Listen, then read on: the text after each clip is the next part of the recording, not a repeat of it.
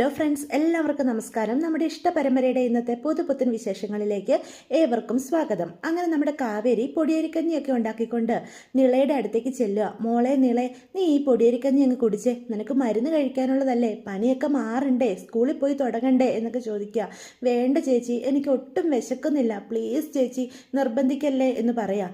മോളെ, ഈ പൊടിയരിക്കഞ്ഞി കുടിച്ചിട്ട് വേണം നിനക്ക് മരുന്ന് കഴിക്കാൻ, അതുകൊണ്ട് എൻ്റെ കൊച്ച് ഇച്ചിരിയെങ്കിലും കഴിക്കേ എന്ന് പറഞ്ഞ് ഒരു സ്പൂണിൽ പൊടിയരിക്കഞ്ഞി കോരി നിളയുടെ വായിലേക്ക് വെക്കാനായിട്ട് തുടങ്ങുക. അപ്പം നിള പറയും, ചേച്ചി എനിക്ക് വേണ്ടാഞ്ഞിട്ടാ, എന്നെ കഴിച്ച ഛർദ്ദിക്കും, ദയവേത് ചേച്ചി ഇങ്ങനെ നിർബന്ധിക്കല്ലേ, പ്ലീസ് ചേച്ചി എന്ന് പറഞ്ഞ് കരയാൻ തുടങ്ങുക. അപ്പം ഗംഗ അവൾക്ക് കഴിക്കാനുള്ള മരുന്നുമായിട്ട് വരും. മോളെ, ആ കഞ്ഞി അങ്ങ് മേടിച്ച് കുടിക്കുക, എന്നിട്ട് വേണം ഈ മരുന്നുകളൊക്കെ കഴിക്കാൻ, പ്ലീസ് ഗംഗേച്ചി എനിക്ക് വേണ്ട എന്ന് പറയാം.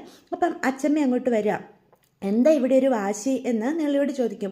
അച്ചമ്മ കണ്ടോ, ഇവള് പൊടിയരിക്കഞ്ഞിയും കഴിക്കുന്നില്ല, മരുന്നും കഴിക്കുന്നില്ല, പിന്നെ എങ്ങനെ ഇവളുടെ പനി മാറുക എന്ന് ചോദിക്കേ. അപ്പം അച്ചമ്മ പറയും, അവൾ കൊച്ചു കുഞ്ഞല്ലേ, അച്ഛൻ്റെ മരണത്തിൽ നിന്ന് മറികടക്കാൻ അവൾക്ക് പറ്റുന്നുണ്ടായിരിക്കില്ല, ആ ഷോക്കിൽ നിന്ന് പനി വന്നത്, അത് പയ്യെ മാറുള്ളൂ, നിങ്ങളിങ്ങനെ നിർബന്ധിക്കേണ്ട, അവൾക്ക് വിശക്കുമ്പം അവൾ തന്നെ എടുത്ത് കഴിച്ചോളും എന്ന് അച്ചമ്മ പറയൂട്ടോ. അത് കേൾക്കുമ്പം പിന്നെ കാവേരിയും ഗംഗയും ഒത്തിരി നിർബന്ധിക്കാതെ അവിടെ നിന്ന് അങ്ങോട്ട് പോവുകയാണേ.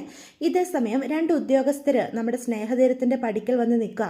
ഇത് തന്നെയല്ലേ അരവിന്ദൻ എന്ന് പറയുന്ന ആളുടെ വീട് എന്ന് അതിലൊരാൾ മറ്റേ ആളോട് ചോദിക്കും. അതെ അതെ, ഈ വീടാണെന്നാണ് തോന്നുന്നത്, നമുക്ക് എന്തായാലും കയറി ചെന്ന് സംസാരിച്ചു നോക്കാം എന്ന് പറയാം. എന്നിട്ട് അവർ രണ്ടുപേരും കൂടി അകത്തേക്ക് ചെല്ലുകയാണ് കേട്ടോ. എന്നിട്ട് കോളിംഗ് ബെൽ അടിക്കുവാണേ. അപ്പോൾ പെട്ടെന്ന് കാവേരിയും വന്ന് വാതിൽ തുറക്കുക. ആരാ? അപ്പം പിന്നാലെ തന്നെ ഗംഗയും വരുന്നുണ്ട്. ഇത് അരവിന്ദൻ്റെ വീടല്ലേ എന്ന് അതിലൊരു ഉദ്യോഗസ്ഥൻ ചോദിക്കുക. അതെ, അരവിന്ദനെ ഒന്ന് വിളിക്കാവോ എന്ന് ചോദിക്കേ. അതിന് അപ്പം പെട്ടെന്ന് ഗംഗയാണെങ്കിൽ പതറി നിൽക്കുക, എന്ത് പറയണമെന്നറിയാതെ. അപ്പം കാവേരി പറയും, ഞങ്ങളുടെ അച്ഛനാ അരവിന്ദൻ, അദ്ദേഹം മരിച്ചിട്ടിപ്പം 2 ദിവസമായി, നിങ്ങൾ എന്തിനാ വന്നതെന്ന് പറഞ്ഞില്ല എന്ന് ചോദിക്കും. ഹൗസിംഗ് ലോൺ എടുത്ത ഈ വീട് പണിതിരിക്കുന്നത്, ഇതിൻ്റെ അടവ് 8 മാസമായിട്ട് മുടങ്ങിക്കിടക്കുക, ഞങ്ങൾ 2-3 തവണ നോട്ടീസ് അയച്ചു, പിന്നെ ഇങ്ങോട്ട് വിളിച്ചു, ആരും ഫോൺ എടുക്കുകയുണ്ടായില്ല, അതുകൊണ്ടാണ് അന്വേഷിച്ച് എൻക്വയറിക്കായിട്ട് വന്നത് എന്ന് പറയുക. നിങ്ങൾ എന്തൊക്കെയായി പറയുന്നേ, ഈ വീടിൻ്റെ മേൽ ഒരു ലോണും ഇല്ല, അച്ഛൻ ഹൗസിംഗ് ലോൺ ഇട്ട് എടുത്തിട്ടും ഇല്ല എന്ന് കാവേരി പറയും. ഞങ്ങൾ പറയുന്നത് സത്യമാണ്, ഇതിനെ സംബന്ധിക്കുന്ന സകല പേപ്പറുകളും ഞങ്ങളുടെ കയ്യിലുണ്ട്, ലോൺ കൃത്യമായിട്ട് അടച്ചുകൊണ്ട് വരുന്നതാ, 8 മാസങ്ങളായി തവണ മുടങ്ങിക്കിടക്കുക, അതുകൊണ്ടാണ് ഞങ്ങൾ ഇങ്ങോട്ട് വരുന്നത്. എത്ര തവണ നിങ്ങളെ വിളിച്ചു, എത്ര തവണ നോട്ടീസ് അയച്ചു, ഞങ്ങളെല്ലാം കറക്റ്റ് നിയമ നടപടികൾ അനുസരിച്ച് തന്നെയാണ് വന്നിരിക്കുന്നത്. അവസാനത്തെ നടപടി എന്ന നിലയിൽ വീട്ടുകാരോട് നേരിട്ട് കാര്യമെന്ന് പറയാനായിട്ട് വന്നത്. അദ്ദേഹം മരിച്ചുപോയ കാര്യം ഞങ്ങൾ അറിഞ്ഞിരുന്നില്ല, എങ്കിലും ഞങ്ങൾക്ക് നടപടികളുമായിട്ട് മുന്നോട്ട് പോയേ പറ്റൂ, ഇനിയും നിങ്ങൾ തുക അടച്ച് ഇല്ലെങ്കിൽ ഞങ്ങൾക്ക് ജപ്തിയിലേക്ക് പോകേണ്ടി വരും എന്ന് വന്ന ഉദ്യോഗസ്ഥർ പറയൂട്ടോ. ഇത് കേൾക്കുമ്പോൾ ഗംഗയും കാവേരിയും വിശ്വസിക്കാൻ കഴിയാതെ നിൽക്കുകയാണ്. അപ്പോൾ കാവേരി പറയും, ഏയ് നിങ്ങൾക്ക് തെറ്റ് പറ്റിയതായിരിക്കും, ഇത് വേറെ ഏതെങ്കിലും അരവിന്ദൻ എന്ന് പറയുന്ന ആളുടെ കാര്യമായിരിക്കും നിങ്ങൾ പറയുന്നത്, ഞങ്ങളുടെ അച്ഛൻ ഒരിക്കലും ഞങ്ങൾ അറിയാതെ അങ്ങനെ ഒരു കാര്യം ചെയ്യില്ല, ഞങ്ങൾ പറയുന്നത് സത്യമാണ്, ഞങ്ങൾ അന്വേഷിച്ച് വന്ന അരവിന്ദൻ്റെ വീട് ഇതുവാ, ഈ വീടിൻ്റെ പേപ്പർ എല്ലാം ഞങ്ങളുടെ കയ്യിൽ കറക്റ്റായിട്ടുണ്ട് താനും, ഇത്രയും എമൗണ്ട് ഇതിൽ എഴുതിയിട്ടുണ്ട്, ഇത് കറക്റ്റ് അടച്ച് നിങ്ങൾക്ക് ഈ വീട്ടിൽ തന്നെ താമസിക്കാം, അല്ല എങ്കിൽ ഉടനെ തന്നെ ജപ്തി നടപടികളുമായിട്ട് ഞങ്ങൾ മുന്നോട്ട് പോകും, ഞങ്ങളുടെ ഭാഗത്തു നിന്ന് ഒരു വീഴ്ച സംഭവിച്ചിട്ടില്ല, നിങ്ങളാണ് ഞങ്ങൾ അയച്ച നോട്ടീസുകൾക്കൊന്നും റിപ്ലൈ തരാതെ എല്ലാ വീഴ്ചകളും വരുത്തിയതെന്നും പറഞ്ഞിട്ട് അവരവിടെ നിന്ന് പോവുകയാണ് കേട്ടോ. ഇപ്പം കേട്ട വാർത്തയുടെ ഷോക്കിൽ നിന്ന് മുക്തിയാകാൻ കഴിയാതെ കാവേരിയും ഗംഗ ഇങ്ങനെ നിൽക്കുക. അപ്പോൾ അവിടേക്ക് അച്ചമ്മ വരിക. എന്താ മക്കളെ, ആരാ വന്നിട്ട് പോയത് എന്ന് ചോദിക്കുക. അപ്പം ഗംഗ പറയും, ഒന്നും മനസ്സിലാകുന്നില്ല അച്ഛമ്മേ, നമ്മുടെ കുടുംബത്തിൽ എന്തൊക്കെയോ ദോഷങ്ങളുണ്ട്, എന്താ സംഭവിക്കുന്നതെന്ന് അറിയത്തില്ല എന്ന് പറയണേ. അപ്പം എല്ലാവരും കൂടി കൂട്ടം കൂടി ഇരിക്കുക. അപ്പം കാവേരി പറയും, അച്ഛൻ ലോൺ എടുത്താണോ ഈ വീട് വെച്ചത്, എന്നിട്ട് ഇന്നേ വരെയും ഇതിനെപ്പറ്റി ഒരു അക്ഷരം പോലും ഞങ്ങളോട് ആരോടും പറഞ്ഞിട്ടില്ലല്ലോ, അമ്മയ്ക്കിത് അറിയില്ലേ എന്ന് ചോദിക്കുക. അപ്പം ശാരദ പറയും, എനിക്കൊന്നും അറിയില്ല, എന്നോട് അരവിന്ദേട്ടൻ ഈ വക കാര്യങ്ങളൊന്നും അറിയത്തില്ല എന്ന് പറയേ. എങ്കിൽ പിന്നെ ജയപാലൻ അങ്കിളിന് അറിയായിരിക്കും, അങ്കിൾ വഴിയല്ലേ എല്ലാ കാര്യങ്ങളും നടത്തിക്കൊണ്ടിരുന്നത്, അല്ല ഇങ്ങനൊരു ലോൺ 8 മാസമായിട്ട് അടച്ചില്ലെന്നാണ് പറയുന്നത്, അതുവരെ കറക്റ്റായിട്ട് അടയ്ക്കുന്നുണ്ടെന്നും, അങ്ങനെയാകുമ്പം അവർ കള്ളം പറയാൻ ഒരു വഴിയില്ല എന്ന് ഗംഗ പറയും. അത് ഗംഗേച്ച് പറഞ്ഞത് ശരിയാ, അച്ഛൻ ചിലപ്പം അവിടുന്ന് നേരിട്ട് അയച്ചു കൊടുക്കുമായിരിക്കും. അത് കേൾക്കുമ്പോൾ ഗംഗ പറയും, ഏയ് അങ്ങനെ വരാൻ വഴിയില്ല, ഇവിടെയുള്ള ആരോ വഴി തന്നെയാണ് കാര്യങ്ങളൊക്കെ അച്ഛൻ നടത്തിയിരുന്നത്, അല്ലെങ്കിൽ അവരങ്ങനെ പറയത്തില്ലല്ലോ എന്ന് ചോദിക്കുക. അത് ശരിയാ, അപ്പം ജയപാലനങ്ങൾ തന്നെ ആയിരിക്കും ഈ കാര്യങ്ങളൊക്കെ നടത്തിക്കൊണ്ട് പോയിരുന്നത്, അല്ലാതെ ഇപ്പം അച്ഛനെ സഹായിക്കാൻ ഇവിടെ ആരാ ഉള്ളത് എന്ന് കാവേരി പറയൂട്ടോ. അപ്പോൾ യമുനയും പറയും, എന്തൊക്കെയാ ചേച്ചി ഇവിടെ നടക്കുന്നത്? നമ്മുടെ വീടിൻ്റെ മേലൊരു ലോണോ? ഏയ്, അച്ഛൻ ഒരിക്കലും അങ്ങനെ ഒരു കൈവിട്ട കളി നടത്തത്തില്ല. അതുമല്ല, ഇത്രയും മാസം പൈസ അടയ്ക്കാതിരിക്കാൻ മാത്രം ഒരു സാമ്പത്തിക ബുദ്ധിമുട്ടുകളും അച്ഛനുള്ളതായിട്ട് നമുക്കറിയത്തില്ല എന്ന് പറയാം. അതെ, അല്ലമ്മേ, അച്ഛന് എന്തെങ്കിലും സാമ്പത്തിക ബുദ്ധിമുട്ടുള്ളതായിട്ട് അമ്മയോട് പറഞ്ഞിട്ടുണ്ടോ? എനിക്കറിയില്ല മക്കളെ, എന്നോട് നിങ്ങളുടെ അച്ഛൻ ഒന്നും പറഞ്ഞിട്ടില്ല. ഈ വീട് ഇപ്പോൾ പണിതിട്ട് എത്ര വർഷമായി അമ്മേ എന്ന് കാവേരി ചോദിക്കും. ഈ വീട് പണിതിട്ട് ഏകദേശം ഒരു 24-25 വർഷമാകുക. കാരണം ഞാൻ ഗംഗയെ ഗർഭിണിയായിരുന്നപ്പോഴാണ് ഈ വീടിൻ്റെ പണി തുടങ്ങുന്നത് എന്ന് നമ്മുടെ ശാരദ പറയൂട്ടോ. അപ്പം അത്രയ്ക്ക് ഇവളുടെ പ്രായത്തോളം തന്നെ പഴക്കമുണ്ട് ഈ വീടിനും എന്ന് പറയാം. ഇത്രയും വർഷങ്ങൾ കൊണ്ടായിട്ടും അച്ഛന് അതിൻ്റെ ലോൺ അടച്ചു തീർക്കാൻ പറ്റിയില്ലെന്ന് പറഞ്ഞാൽ ഇതിൽ എന്തൊക്കെയൊക്കെയോ പൊരുത്തക്കേടുകളില്ലേ അമ്മേ എന്ന് കാവേരി ചോദിക്കുക. എനിക്കൊന്നും മനസ്സിലാകുന്നില്ല. നിങ്ങളുടെ അച്ഛൻ എന്നോട് ഒരു കാര്യവും പറയായിരുന്നില്ല. അച്ഛൻ പറയുന്ന കാര്യങ്ങളെല്ലാം ഞാൻ കേൾക്കും, അക്ഷരം പ്രതി അനുസരിക്കും. അതിനപ്പുറത്തേക്ക് ഒരു കാര്യത്തെപ്പറ്റി ഞാൻ ചോദിച്ചിട്ടുമില്ല എന്ന് പറയുകയാണേ. അപ്പോൾ യമുന ചോദിക്കും, അമ്മ എന്താ ഈ പറയുന്നേ? അച്ഛന് ഒരു മാസം എത്ര രൂപ ശമ്പളം കിട്ടുമായിരുന്നെങ്കിലും അമ്മയ്ക്ക് അറിയാവോ? എനിക്കറിയില്ല. ചെലവിനുള്ള കാശ് ജയബാലേട്ടൻ്റെ കയ്യിലല്ലേ അച്ഛനെ ഏൽപ്പിച്ചുകൊണ്ടിരുന്നത്. ജയബാലേട്ടൻ അത് കൊണ്ട് തന്നു കഴിയുമ്പം അച്ഛൻ വിളിച്ച് ചോദിക്കും, കാശ് കിട്ടിയോന്ന്. കിട്ടിയെങ്കിൽ ഞാൻ കിട്ടിയെന്ന് പറയും. തികയാത്ത എന്തെങ്കിലും ഉണ്ടോ എന്ന് ചോദിക്കും. ഉണ്ടെങ്കിൽ ഞാൻ അച്ഛനോട് പറയും കുറച്ച് കാശിനും കൂടെ ആവശ്യമുണ്ടെന്ന്. അപ്പോൾ വീണ്ടും ജയബാലനങ്കിൾ പൈസ കൊണ്ട് തരും. അത് കിട്ടിക്കഴിയുമ്പോൾ അച്ഛൻ വീണ്ടും വിളിക്കും. അപ്പം ഞാൻ പറയും കിട്ടിയെന്ന്. അതല്ലാതെ ഒരു കണക്ക് ചോദ്യമോ പറച്ചിലോ ഒന്നും ഞങ്ങൾക്കിടയിൽ ഉണ്ടായിട്ടില്ല മക്കളെ എന്ന് പറയാം. അമ്മ എന്തൊക്കെയാ ഈ പറയുന്നേ? ഇത്രയും വർഷങ്ങൾ അച്ഛൻ ഗൾഫിൽ കിടന്ന് അധ്വാനിച്ച പൈസയുടെ ഒരു കണക്കും വിവരങ്ങളും ഒന്നും അമ്മയ്ക്ക് അറിയത്തില്ലെന്നോ? എനിക്കൊന്നും അറിയത്തില്ല. ഒരിക്കൽ നിങ്ങളുടെ അച്ഛൻ എൻ്റെ അടുത്തേക്ക് വന്നു. എന്നിട്ട് കുറേ പേപ്പേഴ്സ് കാണിച്ചിട്ട് ഒപ്പിട്ട് തരണമെന്ന് പറഞ്ഞു. ഞാനത് വായിച്ചു പോലും നോക്കാതെ ഒപ്പിട്ടും കൊടുത്തു. അല്ലാതെ എനിക്കൊന്നും അറിയില്ല. അത് കേൾക്കുമ്പോഴത്തേക്കും നമ്മുടെ അച്ഛമ്മ പറയും, കുറേ കാര്യങ്ങൾ അവൻ നിന്നോടിപ്പോൾ പറഞ്ഞെങ്കിൽ നിനക്കിപ്പോൾ കുറേ മനസ്സിലായേനെ. അതിന് മാത്രം ബുദ്ധിയും ബോധമൊക്കെ നിനക്കുണ്ടോ ശാരദ എന്ന് ചോദിക്കും കേട്ടോ. അത് കേൾക്കുമ്പോഴത്തേക്കും കാവേരി പറയും, അച്ഛമ്മേ, നമ്മളിവിടെ പരസ്പരം വഴക്കടിക്കുകയല്ല വേണ്ടത്. ഈ പ്രശ്നത്തിൽ നിന്ന് എങ്ങനെ മറികടക്കാമെന്നാണ് നമ്മൾ ചിന്തിക്കേണ്ടത്. ദേ കിടപ്പാടം പോകുന്ന കാര്യമാണ്. ഈ വീട്ടിൽ നിന്ന് ഇറക്കി വിട്ട് കഴിഞ്ഞാൽ നമ്മൾ എങ്ങോട്ട് പോകണം? 10 പൈസ നമ്മുടെ കയ്യിലില്ല. അച്ഛൻ്റെ സമ്പാദ്യമോ ബാങ്ക് അക്കൗണ്ടോ ഇതിനെപ്പറ്റി ഒന്നും ഞങ്ങൾക്ക് ആർക്കും ഒരു വിവരവും ഇല്ല. അമ്മയോട് ചോദിക്കുന്ന എന്നും അമ്മയ്ക്ക് അറിയത്തില്ല എന്നുമാണ് പറയുന്നത്. അപ്പോൾ യമുന ചോദിക്കും, അമ്മ എന്താ ഇങ്ങനെ? ഒരു കാര്യവും അമ്മയ്ക്ക് അറിയില്ലേ? അച്ഛൻ ഒരു കണക്കുകളും അമ്മയോട് പറയാറില്ലായിരുന്നോ? ഇല്ല, എന്നോട് ഒരു കണക്കും കാര്യവും ഒന്നും നിങ്ങളുടെ അച്ഛൻ പറഞ്ഞിട്ടില്ല. നിങ്ങളുടെ അച്ഛൻ പറയുന്നതെല്ലാം അനുസരിച്ച് മാത്രമേ എനിക്ക് ശീലമുള്ളൂ. അമ്മയ്ക്ക് അക്കൗണ്ടും ഇല്ലേ എന്ന് കാവേരി ചോദിക്കും. എനിക്കൊരു അക്കൗണ്ട് ഉണ്ട്. അത് അച്ഛൻ ഒരിക്കൽ ഇവിടെ വന്നപ്പോൾ എടുത്തതാ. അത് ഏത് ബാങ്കിലാണ് എനിക്കറിയില്ല മക്കളെ. അമ്മയുടെ പേരിലുള്ള അക്കൗണ്ട് ഏത് ബാങ്കിലാണെന്ന് പോലും അമ്മയ്ക്ക് അറിയില്ലെന്നോ? അത് പൈസ എന്തെങ്കിലും ഉണ്ടോ എന്ന് അച്ഛൻ പറഞ്ഞിട്ടുണ്ടോ? അതും എനിക്കറിയില്ല. അപ്പം യമുനയ്ക്ക് പെട്ടെന്ന് ദേഷ്യം വരും. ഇതെന്താ അമ്മ എന്തൊരു ഭാര്യ? അച്ഛൻ്റെ ഒരു കാര്യങ്ങളും അമ്മയ്ക്ക് അറിയത്തില്ലെന്നോ? ഇത്രയും വർഷം കിടന്ന് അച്ഛൻ ഗൾഫിൽ കഷ്ടപ്പെട്ടുണ്ടാക്കിയ കാശൊക്കെ പിന്നെ എവിടേക്ക് പോയതെന്ന് അമ്മയ്ക്ക് അറിയില്ലെന്നോ? അമ്മ ഒരു കാര്യം അന്വേഷിക്കാറില്ലെന്നോ? ദേ, ഇനി എൻ്റെ മെക്കിട്ട് ആരും കയറാൻ വരണ്ട. എനിക്ക് ഒരു കാര്യങ്ങളും അറിയത്തില്ല. എന്നോട് ഒരു കാര്യവും നിങ്ങളുടെ അച്ഛനോട്ട് പറയാറുമില്ല, ഞാനൊട്ട് ചോദിക്കാറുമില്ല. ഞങ്ങളുടെ ബന്ധത്തിന് അങ്ങനെ ഒരു കണക്കിൻ്റെ കാര്യം ഉണ്ടായിരുന്നില്ല.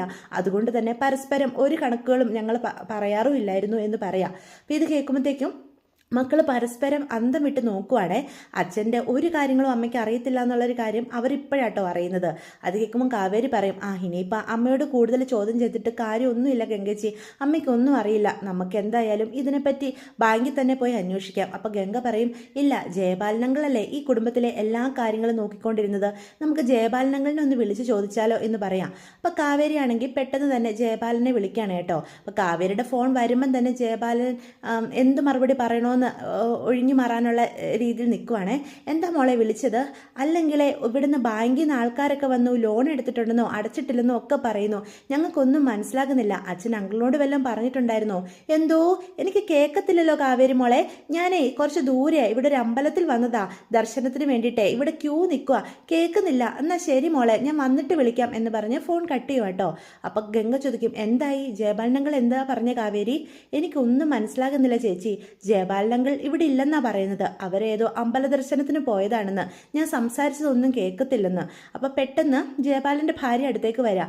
ആരാ ജയപാലേട്ട വിളിച്ചത്? ഓ, അതാ കാവേരിയാ, അരവിന്ദൻ്റെ മകള്. കാവേരിയോ? കാവേരി മോളത്തിനെ വിളിച്ചത്? ഞാൻ അവളോടൊരു വെറും വാക്ക് പറഞ്ഞായിരുന്നു. അച്ഛൻ മരിച്ച സ്ഥിതിക്ക് എന്ത് സഹായം വേണമെങ്കിലും എന്നോട് ചോദിക്കാണെന്ന്. അതാ അവസരത്തിൽ ഞാനങ്ങ് പറഞ്ഞേ ഉള്ളൂ. അത് അവർ ശരിക്കും വിശ്വസിച്ച മട്ട. ഇപ്പം എന്തിനും ഏതിനും എന്നെ വിളിക്കുക എന്ന് പറയാം. ഒരാൾ ഒരു വാക്ക് തന്നെന്നും കരുതി ഇങ്ങനെ വിളിച്ച് ശല്യപ്പെടുത്താവോ? ഇതിങ്ങൾക്കൊന്നും ഒരു വെളിവുമില്ല എന്നൊക്കെ പറയണം. അല്ല ജയപാലേട്ടൻ എന്താ ഇങ്ങനെയൊക്കെ പറയുന്നത്? അല്ല ഇപ്പം എന്തിനാ കാവേരി വിളിച്ചത്? ഓ, അവരുടെ വീട്ടിൽ എന്തോ ലോൺ ഉണ്ടെന്നോ കാശ് അടച്ചിട്ടില്ലെന്നോ എന്നോട് ചോദ്യം ചെയ്യാൻ വിളിച്ചേക്കുക. ഞാനെന്തോ അവരുടെ കാശെടുത്ത് മറിച്ച പോലെയാ ഇതുങ്ങളുടെയൊക്കെ രീതി എന്ന് പറയാം. അല്ല ജയപാലേട്ട, ആ കുടുംബത്തിലെ എല്ലാ കാര്യങ്ങളും നടത്തിയിരുന്നത് ജയപാലേട്ടനല്ലേ? അപ്പം പിന്നെ ആ പിള്ളേരെ വിളിച്ച് ജയപാലേട്ടനോട് ചോദിക്കുന്നതിൽ എന്താ അതിശയപ്പെടാനിരിക്കുന്നേ? ഓ, നീയും എപ്പം എന്നെ കുറ്റക്കാരിയാക്കുവാണോ? ഞാൻ എന്ത് കുറ്റക്കാരനാക്കിയെന്നാ ജയപാലേട്ടൻ പറയുന്നേ? എനിക്ക് തോന്നിയ സംശയം അങ്ങ് ചോദിച്ചെന്നേ ഉള്ളൂ. ആ കുടുംബത്തിലെ സാമ്പത്തിക കാര്യങ്ങളൊക്കെ ജയപാലേട്ടനെ നോക്കിയിരുന്നതെന്ന് എനിക്കറിയാം. ദേ, നീ ആവശ്യമില്ലാത്ത കാര്യത്തിലൊന്നും ഇടപെടരുത്. അരവിന്ദൻ അയച്ചു തരുന്ന കാശ് അതേപടി ഞാൻ അവരുടെ കൈ കൊണ്ടു കൊടുക്കും. അല്ലാതെ കൂടുതൽ കാര്യങ്ങളൊന്നും ചോദിക്കാനോ ഇടപെടാനോ ഒന്നും ഞാൻ നിന്നിട്ടില്ല.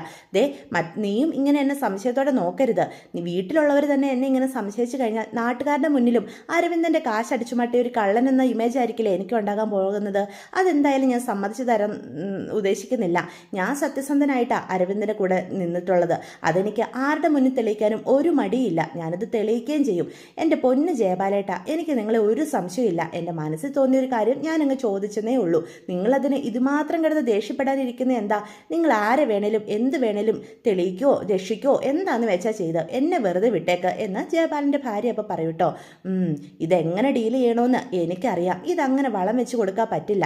ഇവർ വീണ്ടും വീണ്ടും ഓരോ കാര്യത്തിനും എന്നെ തന്നെ വിളിക്കും. അവരുടെ അച്ഛനുമായിട്ടൊരു ഫ്രണ്ട്ഷിപ്പ് ഉണ്ടെന്ന് കരുതി അവരുടെ കുടുംബകാര്യം മുഴുവൻ ഏറ്റെടുത്തേക്കാന്ന് ഞാൻ ആരോടും പറഞ്ഞിട്ടില്ല. എനിക്കും ഒരു കുടുംബം ഉള്ളതല്ലേ. ഇതിപ്പം എല്ലാ തെറ്റുകളും ഞാനാണെന്ന് വരുത്തി തീർക്കാൻ അവർ ശ്രമിക്കും പോലെയൊക്കെ എനിക്ക് തോന്നുന്നുണ്ട് എന്നൊക്കെ ജയപാലൻ പറയാണ് കേട്ടോ. അപ്പം വിശാലും അച്ഛൻ്റെ ഈ സംസാരമൊക്കെ കേട്ടോണ്ട് നിൽക്കുകയാണ്. അപ്പം വിശാൽ ഇതിലൊരു മറുപടിയും പറയുന്നില്ല കേട്ടോ.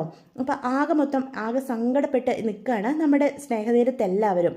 ഇതേ സമയം കടയിൽ തയ്ക്കാൻ പോലും കഴിയാതെ നിൽക്കുക നമ്മുടെ വിനീത്. അപ്പോൾ അടുത്തൊരു ചേട്ടൻ വന്ന് ചോദിക്കും, വിനീത് എന്തു പറ്റിയിടാ? നിനക്ക് ഇഷ്ടം പോലെ തയ്ക്കാനുണ്ടല്ലോ, എന്നിട്ട് നീ എന്താ ഈ മെഷീനിൽ നോക്കി ഇങ്ങനെ ഇരിക്കുന്നത്? ഓ, ഒന്നിനും ഒരു മൂടില്ല ചേട്ടാ എന്ന് പറയുമ്പോൾ നമുക്ക് പോയി ഒരു ചായ കുടിക്കാം. ഓ വേണ്ട ചേട്ടാ, എനിക്കൊന്നും വേണ്ടാഞ്ഞിട്ടാ. എന്താടാ പ്രശ്നം? എന്തെങ്കിലും പ്രോബ്ലം ഉണ്ടോ നിനക്ക്? ഏയ്, എനിക്കെന്ത് പ്രശ്നം എന്നും പറഞ്ഞ് വിനീത് അവിടെ തന്നെ നിൽക്കുവാണ്. അപ്പം നവീൻ അങ്ങോട്ട് വരിക. എടാ വിനീതേ, നിന്നെ ഞാൻ എത്ര തവണ വിളിച്ചു, നീ എന്താ ഫോൺ എടുക്കാതിരുന്നത്? എനിക്കൊന്നും മനസ്സിലാകുന്നില്ലടാ. ഒന്നു മാറി ഓരോരോ പ്രശ്നങ്ങളാ സ്നേഹതീരത്ത്. എന്തോ ഇപ്പോൾ പുതിയ പ്രശ്നം? അവരുടെ വീടില്ലേ, ആ വീട് വെച്ചിരുന്നത് ലോൺ എടുത്താണത്രേ. അതിൻ്റെ അടവ് മുടങ്ങിയിട്ട് ബാങ്കിൽ നിന്ന് ആൾക്കാരിന്ന് അവരെ അന്വേഷിച്ച് ചെന്നിരുന്നു എന്ന്. പൈസ അടച്ചില്ലെങ്കിൽ ആ വീട് അവർക്ക് നഷ്ടപ്പെടൂടാ. ഇതെന്തൊക്കെയാണ് അവിടെ സംഭവിക്കുന്നത്? അരവിന്ദനങ്ങൾ അത്രയ്ക്ക് കടമുള്ള ആളൊന്നും ആയിരുന്നില്ലല്ലോ. അതാ എനിക്കും മനസ്സിലാകാത്തത് എന്ന് നമ്മുടെ വിനീത് പറയാം. പെട്ടെന്നാണെങ്കിൽ കാവേരി സ്കൂട്ടിയിൽ അങ്ങോട്ട് വരിക. അപ്പോൾ കാവേരിയുടെ കൂടെ ഗംഗയും നിളയും ഉണ്ട്. അപ്പോൾ വിനീത് അടുത്തേക്ക് ചെല്ലും. ഇതെങ്ങോട്ടാണ് നിങ്ങൾ 3 പേരും കൂടി പോകുന്നത്? നിളയ്ക്ക് തീരെ വയ്യ വിനീതേട്ടാ, പനി കൂടി വരിക. ഇനിയും വെച്ചുകൊണ്ടിരുന്ന് കഴിഞ്ഞാൽ രാത്രിയായി കൂടിയാൽ ഞങ്ങൾ എന്ത് ചെയ്യും? അതുകൊണ്ട് ആശുപത്രി പോകാൻ വേണ്ടിയിട്ട് ഇറങ്ങിയതാ എന്ന് പറയും. എന്നിട്ട് എന്നെ ഒന്ന് വിളിക്കാൻ നിനക്ക് തോന്നിയില്ലേ കാവേരി? ഞാൻ ഇവളെ വിളിച്ചുകൊണ്ട് ഹോസ്പിറ്റലിൽ പോകുമായിരുന്നില്ലേ? ഇതിപ്പം നിങ്ങൾ 3 പേരും കൂടി ഈ സ്കൂട്ടി പോകേണ്ട വല്ല കാര്യമുണ്ടോ? അത് സാരമില്ലേ വിനീതേട്ടാ, ഇതൊക്കെ എനിക്ക് ചെയ്യാൻ പറ്റുന്ന കാര്യമല്ലേ ഉള്ളൂ. അതുകൊണ്ട് വിനീതേട്ടനെ വിളിക്കാതിരുന്നത്. വിനീതേട്ടൻ എത്ര ദിവസമായി കടയിൽ നിന്ന് മാറി നിൽക്കുന്നു. ഇങ്ങനെ ഉഴപ്പി നടക്കാതെ കടയിലെ കാര്യങ്ങളും കൂടി വിനീതേട്ടൻ നോക്ക് എന്ന് പറഞ്ഞ് കാവേരി പോകാനായിട്ട് തുടങ്ങുമ്പോൾ വിനീത് ചോദിക്കും, ആ ലോണിൻ്റെ കാര്യം എന്തായി? എനിക്കൊന്നും മനസ്സിലാകുന്നില്ല. അച്ഛൻ അങ്ങനെ ഒരു കാര്യം ചെയ്യുമെന്ന് എനിക്കൊട്ട് വിശ്വസിക്കാൻ പറ്റുന്നില്ല വിനീതേട്ട എന്നും പറഞ്ഞിട്ട് അവരവിടെ നിന്ന് ഇങ്ങോട്ട് പോവാണ് കേട്ടോ. അപ്പം നവീൻ പറയും, പാവം കുട്ടികൾ എങ്ങനെ നടന്ന പിള്ളേരാ എന്നിങ്ങനെ പറയാണ് കേട്ടോ. അത് കേൾക്കുമ്പം അവിടെ അടുത്ത് നിന്ന് ഒരു ചേട്ടൻ പറയും, അല്ലടാ വിനീതേ, ശരിക്കും പറഞ്ഞാൽ ആ അരവിന്ദൻ്റെ മരണത്തോടു കൂടി നിനക്കല്ലടാ ലോട്ടറി അടിച്ചത്. ആ പെണ്ണ് നിന്നെ വേണ്ടെന്ന് വെച്ചതല്ലേ. ഇനിയിപ്പം അവളെ കെട്ടാൻ കൊമ്പത്തി ആരും വരാൻ പോകുന്നില്ല. കറങ്ങി തിരിഞ്ഞ് നീ തന്നെ അവളെ കെട്ടേണ്ടി വരും എന്ന് പറയാം. അപ്പം വിനീത് പറയും, ഇതെന്തൊക്കെയാണ് മനുഷ്യൻ നിങ്ങൾ ഈ പറയുന്നത്? ആൾക്ക് ഒരാപത്ത് വരുമ്പോഴാണോ നമ്മൾ ഇങ്ങനെയൊക്കെ സംസാരിക്കേണ്ടത്? ആ കുടുംബത്തിന് ഇങ്ങനൊരു അത്യാപത്ത് സംഭവിച്ചു, അപ്പം തന്നെ ഞാൻ അങ്ങനെ കയറി അവളെ കല്യാണം കഴിക്കാൻ ഒരവസരം കിട്ടിയത് മുതലാക്കുമെന്നാണോ നിങ്ങൾ കരുതി വെച്ചിരിക്കുന്നത്? അങ്ങനെ ഒരു സ്നേഹവും എനിക്ക് വേണ്ടതാനും. അവൾ എന്തെങ്കിലും എന്നെ മനസ്സിലാക്കി എൻ്റെ ജീവിതത്തിലേക്ക് വന്നാൽ ഞാൻ 2 കൈ നീട്ടി സ്വീകരിക്കും. അല്ലാതെ പിടിച്ചു പറിച്ച് അന്നും ഇന്നും ഒരിക്കലും ഈ വിനീത് എടുക്കുകയല്ല. അങ്ങനെ വിട്ട് എനിക്ക് അവരുടെ സ്നേഹം വേണ്ടതാനും. ഞാനിപ്പം കാവേരിക്കും നിളയ്ക്കും യമുനയ്ക്കും ഒക്കെ ഒരു ചേട്ടൻ്റെ സ്ഥാനത്ത് നിന്നാണ് എൻ്റെ കടമകൾ ചെയ്യുന്നത്. എന്തൊക്കെ പറഞ്ഞാലും ആ മരിച്ചു പോയത് എൻ്റെ അമ്മാവനാ. എൻ്റെ അമ്മാവൻ്റെ മക്കളെ എനിക്ക് എൻ്റെ കൂടപ്പറപ്പുകൾ തന്നെയല്ലേ. അതിൽ ഗംഗയെ മാത്രം എനിക്കങ്ങനെ കാണാൻ കഴിയില്ല. ബാക്കിയുള്ളവർ അന്നും ഇന്നും എനിക്ക് കൂടപ്പറപ്പുകളാ എന്ന് വിനീത് പറയൂട്ടോ, എടാ നീ ദേഷ്യപ്പെടാനായിട്ട് ഞാൻ പറഞ്ഞതല്ല എന്ന് ആ ചേട്ടൻ പറയും. ഞാനിപ്പോഴത്തെ സാഹചര്യം കണ്ടപ്പോൾ പറഞ്ഞതാ മോനെ, നീ ഏത് വിട്ടുകള എന്ന് പറയാം. അപ്പോൾ നവീൻ വന്ന് പറയും, പോട്ടടാ അയാൾ അപ്പം അവസ്ഥ കണ്ടപ്പോൾ പറഞ്ഞതല്ലേ, നീ അത് വിട്. എങ്ങനെ വിടാനാടാ, എന്തൊക്കെ പ്രശ്നങ്ങളാണ് അവരെ താണ്ടി ഇനി കടക്കേണ്ടിയിരിക്കുന്നത്, ഈ വീട്ടിൽ നിന്നും കൂടി അവർ ഇറങ്ങി പോകേണ്ടി വന്ന എന്ത് ചെയ്യും എന്ന് വിനീത് പറയാണ്. ഇപ്പം തന്നെ കണ്ടില്ലേ ആ പെൺകുട്ടികളുടെ എല്ലാം കണ്ണിൽ എന്തുമാത്രം തിളക്കം ഉണ്ടായിരുന്നതാ, ഇപ്പം ദുഃഖഛായുള്ള കണ്ണുകളാ എന്ന് പറയാം. എൻ്റെ ഗംഗയുടെ കണ്ണുകൾ എനിക്കെന്നും പ്രചോദനമായിരുന്നു, പക്ഷേ ഇപ്പം അവളുടെ കണ്ണുകളിൽ നിഴലിക്കുന്നത് ദുഃഖം മാത്രമാണ്. ഇതൊക്കെ മാറി അവിടെ സന്തോഷം എന്നുണ്ടാകും എന്ന് വിനീത് നവീനോട് പറയാം. എനിക്ക് മനസ്സിലാകൂടാ, കുറച്ച് ദിവസത്തെ പരിചയം ആ കുട്ടികളുമായിട്ട് എനിക്കുള്ളെങ്കിൽ പോലും അവരുടെ അവസ്ഥ അറിഞ്ഞപ്പം എനിക്ക് എന്തുമാത്രം സങ്കടമുണ്ടെന്ന് അറിയാവോ. അപ്പോൾ അവർ ജനിച്ചപ്പോൾ തൊട്ട് കാണുന്ന നിനക്ക് അതിലും വിഷമം ഉണ്ടാകുമെന്ന് എനിക്കറിയാം. നമുക്കെല്ലാം ശരിയാക്കാടാ, ഞാൻ എന്തായാലും നിൻ്റെ ഒപ്പം എല്ലാത്തിനും കൂടെ തന്നെ കാണും എന്ന് വിനീതിനോട് നമ്മുടെ നവീൻ ഉറപ്പ് കൊടുക്കുകയാണ് കേട്ടോ. അതേസമയം നമ്മുടെ വിശാലാണെങ്കിൽ എമിനെ ഫോൺ വിളിക്കുക. എന്നിട്ട് ചോദിക്കും, നീ എന്താ എമിനെ ഫോൺ എടുക്കാതിരുന്നത്, ഞാൻ എത്ര തവണ നിന്നെ വിളിച്ചു. ഏയ് അതൊന്നുമില്ല, ഒരു പ്രശ്നമില്ല വിശാലെ എന്ന് യമുന പറയും. എന്തൊക്കെയാണ് അവിടെ നടക്കുന്നത്, നീ എന്താ ഒന്നും എന്നെ വിളിച്ചപ്പോൾ സംസാരിക്കാത്തത്. ഏയ് ഒന്നുമില്ല. അല്ല നിന്റെ അച്ഛൻ അവിടെ ഉണ്ടോ? ആ അച്ഛൻ ഇവിടെ ഉണ്ടല്ലോ, നീ എന്താ അങ്ങനെ ചോദിച്ചത്. അത് കേൾക്കുമ്പോഴത്തേക്കും യമുന ഞെട്ടിത്തെറിച്ച് നിൽക്കുകയാണ് കേട്ടോ. അതോടുകൂടി ഇന്നത്തെ എപ്പിസോഡും അവസാനിക്കുകയാണ്. ഇതൊക്കെയാണ് ഇന്നത്തെ വിശേഷങ്ങൾ. വീഡിയോ ഇഷ്ടപ്പെട്ടുവെങ്കിൽ ചാനൽ സബ്സ്ക്രൈബ് ചെയ്യാൻ മറക്കരുത്, ലൈക്ക് ചെയ്യാനും മറക്കരുത്. നിങ്ങളുടെ വിലയേറിയ അഭിപ്രായങ്ങൾ കമൻസ് വഴി എന്നെ അറിയിക്കുക.